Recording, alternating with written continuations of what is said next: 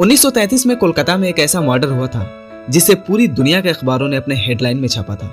यह मर्डर बंगाल के एक यंग और रईस जमींदार की हुई थी, लेकिन इसको पूरी दुनिया में मशहूर होने की वजह थी कि इस मर्डर के लिए बायो वेपन का इस्तेमाल किया गया था और भारत में यह पहला मर्डर था जिसमें एक वायरस का इस्तेमाल किया गया हो।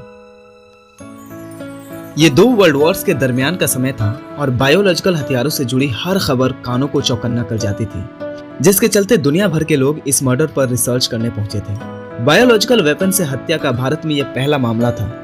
कैसे हुई थी यह हत्या, किसने की और कैसे पुलिस ने इस केस का खुलासा किया और आखिर उस जमाने में किसी को कत्ल करने के लिए इतनी बड़ी साजिश क्यों की गई, चलिए जानते हैं इस वीडियो में। दोस्तों, आगे बढ़ने से पहले आप इस वीडियो को लाइक और इस चैनल को प्लीज सब्सक्राइब कर लें। कहानी शुरू होती है हावड़ा रेलवे स्टेशन से।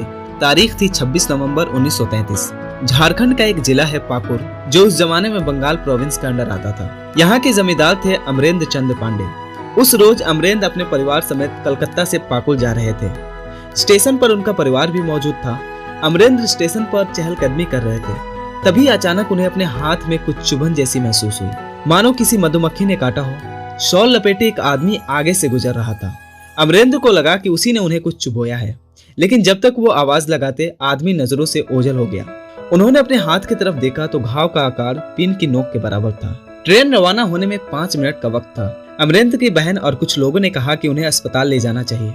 तभी अमरेंद्र के सौतेले भाई बेनोएंद्र कहता है, डॉक्टर तो पाकुर पहुंचकर भी दिखा सकते हैं। बेनोएंद्र की बात सुनकर अमरेंद्र सफर करने का फैसला करते हैं, लेकिन सफर के दौरान उनकी तबीयत खराब होना शुरू हो जाती है। पाकुर पहुंचते ही अमरेंद्र को बुखार चढ़ जाता है। पहले घरेलू तरीकों से उनके इलाज की कोशिश होती है, लेकिन जब कोई असर नहीं होता तो अमरेंद्र को वापस कलकत्ता लाया जाता है और उस वक्त के कलकत्ता के मशहूर डॉक्टर को अमरेंद्र के चेकअप के लिए बुलाया जाता है। डॉक्टर हाथ में घाव देखकर सबसे पहले खून की टेस्टिंग की सलाह देते हैं। जांच के लिए अमरेंद्र के खून का सैंपल लैब भेजा जाता है। अमरेंद्र की हालत अब नाजुक हो चली थी। डॉक्टर ने उनके परिवार को बताया कि इनका बचना अब मुश्किल है और चंद दिनों बाद ही उनकी मौत हो गई।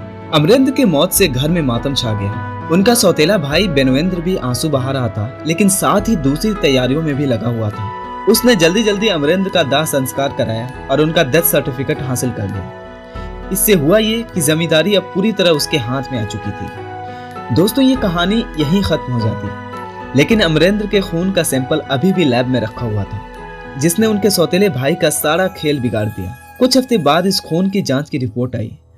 पता चला कि अमरेंद्र के खून में एर्सीनिया पेस्टिस नाम का एक बैक्टीरिया था। खून की जांच करने वाले पैथोलॉजिस्ट ने जैसे ये देखा, उसने ये खबर अमरेंद्र के परिवार से पहले ब्रिटिश सरकार के पास पहुंचाई। सरकार के पास क्यों? आपके जहन में ये सवाल आ रहा होगा। दरअसल ये वही बैक्टीरिया था जिसने 19वीं सदी में भारत में ब्यूबोनिक प्लेग नाम की महामारी फैलाई थी। 1896 में इस पैंडेमिक से लाखों लोग मारे गए थे। हालांकि सालों से कलकत्ता में प्लेग के कोई केस नहीं आए थे, लेकिन सरकार ने ब्यूबोनिक प्लेग को हाईली सेंसिटिव बीमारियों की लिस्ट में रखा था। इसलिए एक भी केस मिलने पर सरकार को तुरंत रिपोर्ट करना होता था। सरकार ने तुरंत हाई लेवल कमेटी बनाकर जांच शुरू कर दी, ये देखने के लिए कि क्या शहर में प्लेग के और भी केस हैं। जब और केस नहीं मिले तो सबको शक हुआ कि यह हत्या का मामला हो सकता है। खासकर अमरेंद्र के परिवार वालों को। अमरेंद्र के हाथ में सुई चुभने की बात सबको मालूम थी। मुमकिन था कि जहर की तरह अमरेंद्र के शरीर में बैक्टीरिया पहुंचा दिया गया हो। अमरेंद्र के परिवार ने कलकत्ता पुलिस को इस मामले की जांच के लिए एप्लीकेशन सौंपी। पुलिस ने तुरंत मामले की रिपोर्ट दर्ज की और अपनी इन्वेस्टिगेशन शुरू कर दी, लेकिन उनके सामने पहला सवाल ये था कि बीमारी का बैक्टीरिया आया कहां से, क्योंकि कलकत्ता के किसी लैब में यह बैक्टीरिया मौजूद नहीं था। यह बैक्टीरिया सिर्फ बॉम्बे के हैफकिन इंस्टीट्यूट में रखा हुआ था, क्योंकि इसी जगह से 1896 में प्लेग की शुरुआत हुई थी। वहां वैक्सीन बनाने के लिए बैक्टीरिया के कल्चर रखे गए थे।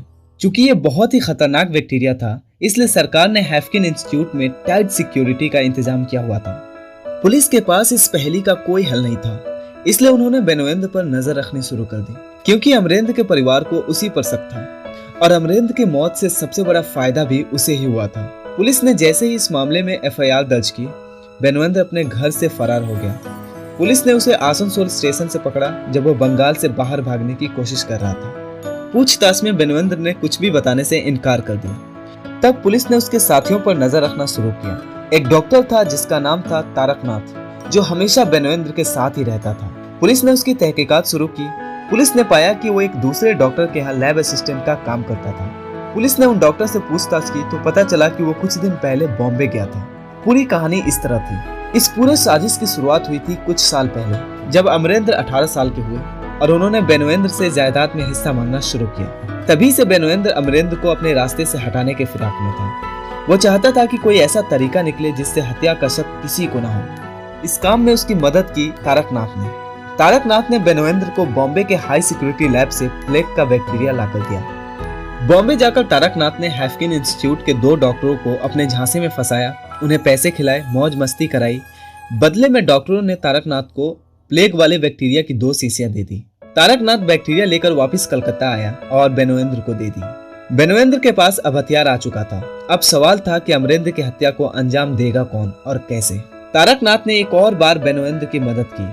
उसने उसे एक कॉन्ट्रैक्ट किलर से मिलवाया। कॉन्ट्रैक्ट किलर कौन था इसका पता कभी नहीं चल पाया, क्योंकि पुलिस उसे पकड़ने में नाकाम रही। हत्या के दिन बेनोएंद्र ने हत्यारे को अमरेंद्र के जर्नी प्लान के बारे में बता रखा था और उसने मौका देखकर एक सुई की नोक से जानलेवा प्लेग वाला बैक्टीरिया अमरेंद्र के खून में पहुंचा दिया, जिससे उनकी मौत हो गई।